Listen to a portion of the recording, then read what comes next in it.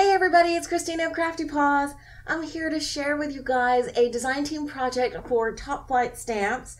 And I know it's March, the middle of March, but lots of folks have been dealing with snow, especially in the Northeast, and it got me to thinking about holiday cards and, well, really, I just wanted to stamp out this image and color it up because I just think it's so stinking cute. This stamp set is by Quetzal Craft and it's called Christmas Gangnam Style. And this is based off of that Gangnam Style song that came out a couple of years ago. And I'm Korean American, and when my family gets together, we're all about laughing, dancing, singing, good food, of course. And I thought this image was a perfect representation of how my family parties when we get together for the holidays. So this is the card I crafted. I'm going to show you guys a process video of how I colored this up. But basically it is stamped out on Bristol paper, which is a smooth paper that's great for watercoloring. And I used some Arteza products, primarily these Arteza fine liner pens. And I'm going to do a whole nother review on some additional Arteza products that they have sent me to try out and do a review on. So be on the lookout for that. I'm hoping to get that full review, a re-review of the Real Brush pens with a new set that they sent me, along with fine liner pens, and hopefully I'll also get to the watercolor pencils that they sent me. But for this image, I colored them up with these pens, which I love because look at how fine that point is. It's perfect for getting into tiny little detailed areas. And then it gives a great watercolor look just by blending it out with a water brush. And I used the finest point water brush that I had. And I think that came out looking so cute. I added some details with a Uniball Signo white gel pen just for some highlights on hooves and the sunglasses, and then I added some sparkle on top of the antlers and on the white fur of Santa's little suit here to give a little magical shimmer. I don't know if that's going to come across in the video, but there's a great little shimmer there. And then I just used some scraps from my scrap box that are from this Recollections paper pad from 2012, I believe. Really easy to use any kind of pattern paper. Basically, I followed a sketch from MFT Stamps, their latest sketch challenge. And then just for a little kind of detail, I used some dies. This is actually from the Neat and Tangled Tiny Cuts. And I used this little dash line die on both sides here, and I did that because I thought this kind of looked like it could be like a scene out of a music video.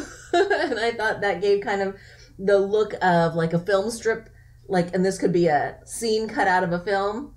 So I did that. I inked all the edges with Tim Holtz Distress ink in Faded Jeans, and then for the inside I used more scraps, doodled on some little starbursts with the black fine liner pen, and then I heat embossed the Gangnam Christmas Style sentiment from the stamp set with this superfine Ranger embossing powder in white, which I love. I did that on a little scrap of dark blue cardstock that I thought color-wise went really well. It was very tonal with all the pattern papers. And that's it. I hope you enjoy the coloring video that I'm gonna attach to the end right here. So as I mentioned, I stamped out the image on Bristol paper using VersaFine Black Onyx ink, and that is water safe. So I'm basically just taking each color that I want to use and outlining the outside edges of that section of the image that I want to color up, and then I'm blending in from those outside inked up edges with a water brush. And so for the bellies of these deer, I am using what I consider to be kind of like a tan color. Unfortunately, these pens do not have colors or numbers written on them. So I did a color swatch of all of these pens so I could get a sense for, you know, the exact coloring. But if you don't want to take the trouble of doing a color swatch of all of the colors, you can just take a scrap of paper before you use a marker, after you choose one or two, and then figure out if that's the color tone you want. I did the two bellies of the deer first, and then I'm moving on to the Santa. And I do that because I don't want to do the very adjacent section of an image while I'm still waiting for the first sections to dry. So in other words, I wanted to do the bellies and then move on to the Santa before I painted the rest of the deer bodies. And for each section of Santa's suit, I'm coloring up the edges and then blending it out, moving on to the next one, so on and so forth. And it's really, really easy coloring. As you can see, I'm kind of following along the outside edges of the image of each section of each color. And I'm applying the color where I think the darkest shaded areas would be for the image. This image is great in that it has these little hash marks where the shadows generally would be anyway. So it has great visual cues if you can't think of where the darker areas of a body would be for 3D kind of shading purposes. The image gives great cues for that. And I'm just blending it out each section after I ink up the edges. You can see there for that leg, I inked up the bottom part and then I blended it out with a water brush. And this water brush by Arteza is fantastic. It comes from a set of 6, and I'm just using the finest point of the water brush set because I want to make sure I don't, take the water outside of the image as much as I can. I want to keep it neat. And that's one of the best things that I've found about these fine liner pens. The points are so fine that unlike with Copic markers or real brush markers or distress markers, this point is so fine that I can get into tiny nooks and crannies. I mean, look at this tiny area of this Santa's face, and I am not worried at all of bleeding of the ink outside of the image or stray marks from flicking or whatever. This is like one of the easiest coloring projects using these pens. I know I'm going to be using these pens over and over and over because this was just so fun and easy. For the white areas, I'm actually using a light gray. It's coming across a little bit darker initially, but I know it'll lighten up as soon as I hit it with a little bit of water and blend it out. See, it's already lightening up quite a bit. And as you can see, again, I'm skipping over certain areas so that I'm not taking the wet area of one section and coloring up the next section right adjacent to it. I do skip around so that, I let one section dry before I color up the adjacent section. For the antlers, I'm using another light gray. I actually ended up using 3 grays, but again, I can't tell you the exact color name because they're just slightly different. And then for a little magical shimmer, I'm using a Clear Wink of Stella brush marker so I can add some shimmer to the antlers as well as to the white fur trim of Santa's suit. And this Clear Wink of Stella also has a really fine brush tip so I can get into those tiny little areas of the antlers without worrying about going too far out of the image. Now I used my finger to warm up the white jelly pen or white gel pen. This is a Uniball Signo white gel pen.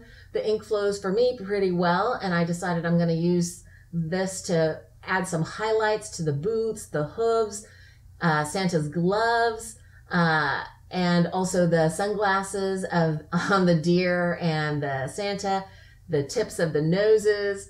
And I really like how that white gel pen really makes it pop. And now I decided I want to make sure I ground these images, and so I'm adding just a little bit of grounding shadow, and then I'm going to blend it out with my water brush just to soften it. And that's pretty much it for the image itself. Now I decided to make this pop even more. I wanted to color up the background, and because the fine liner pens leave a little bit of the texture of the pen marks wherever you laid down the color, even if you blend it out immediately afterwards with a water brush, you still have a little bit of that pen texture.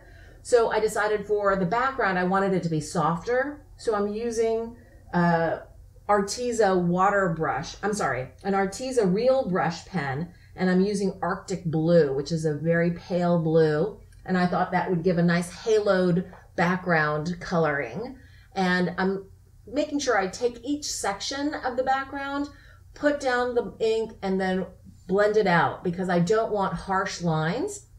I'm also dabbing each section after I blend it out with a water brush so that I get a really soft color. This blue was a little bit darker than I had originally thought I was going to be using, so dabbing it with a tissue right after I blend it out with a water brush, I think makes the perfect, really pale blue. And I like the kind of gradation in color where it's a little bit darker right behind the images and then blends out to a really soft, almost white as you blend out further away from the image. I think that the Arteza brush, I had a little stray bristle initially, but I took that off, and then all of the other bristles actually stayed in place and it didn't fall apart or anything like that. So I was satisfied with this particular brush pen for this purpose. It worked great for me, and adding the water did not change the color on the project. Some of the marker colors I've mentioned before, if it's a purple, for example, if you add water to it and blend it out, it turns kind of pinky, but this blue stayed true. And I'm just taking my time going around all of the edges of the image so that the whole image has kind of this magical blue kind of haloed effect. And that's really it. I am a huge fan of these Arteza fine liner pens and their water brushes, and I absolutely adore this stamped image by Quetzalcraft. If you are interested in this Quetzalcraft stamp or any other international stamps, please go check out Topflight Stamps. I hope you've enjoyed this process video. If you did, please give it a thumbs up. Thanks for watching.